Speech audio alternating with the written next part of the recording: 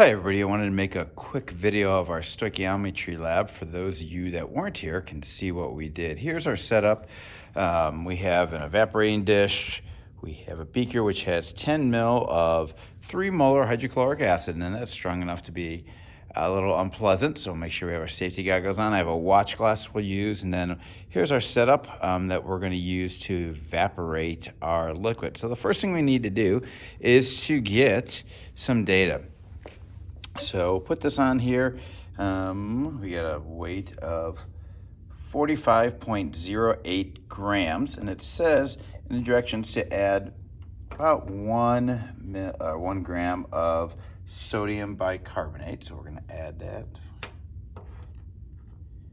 Okay, I'm a little over, just a little bit out. There we go. We'll call that good. 46.4. Okay, now what we're going to do is to this we're going to add some hydrochloric acid. So to get a reaction, so let me put this here, we're going to put on this lid, the watch glass as a lid, to prevent our reactions going to bubble from spilling out. So I'm going to add it. I want this whole thing to react. Go down there a little bit. We should be adding this no more than a couple drops at a time. Swirl it around. Still a bunch in there. Now we are adding excess hydrochloric acid, which means we do not have to worry about the hydrochloric acid running out. We're just trying to get rid of all the sodium bicarbonate. And there we go. We're still getting a reaction in there. It. A few more drops, see what we can get going on here. Now, I don't know if you can see on the lid, I'll show you in just a second here if this is. The lid there is getting some splashes, so that's what we're trying to prevent there. So make sure you read the directions on this part here. All right, we'll keep going. I want to get to a place where that effervescence, that bubbling, actually stops. Still see some in there, got lots of bubbles, but let's see, we'll start adding it a little bit smaller here. We don't want to get too much extra hydrochloric acid, because if we do, it's going to take longer to evaporate. Okay, we're actually forming a salt when we do this. And if we get too much excess hydrochloric acid, it may actually, when we heat it up, evaporate one of the products that we want to get.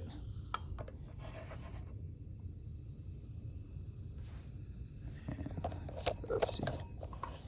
We're still bubbling. A little more.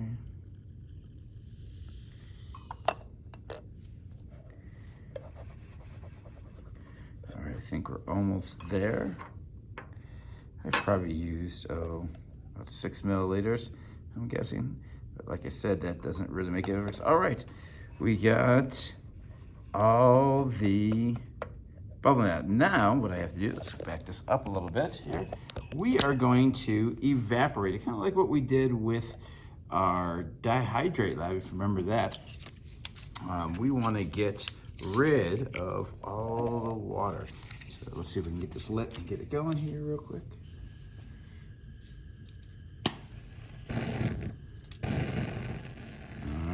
So just like when we did the other lab, we want to make sure, I'm going to take the top off here.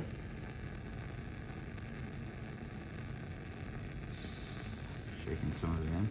I do not want to heat this too quickly, because if I heat it too quickly, it's going to dry really quick and it's going to start popping. So I'm going to go ahead and shut this off, and we'll come back to it when it's almost all evaporated. You can see I'm getting a nice gentle boil right now, and that's not too bad.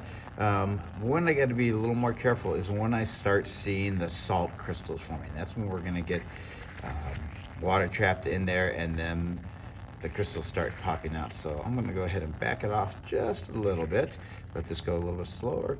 But can already see kind of on the side area here some whiteness. That's our salt that's being left as it evaporates.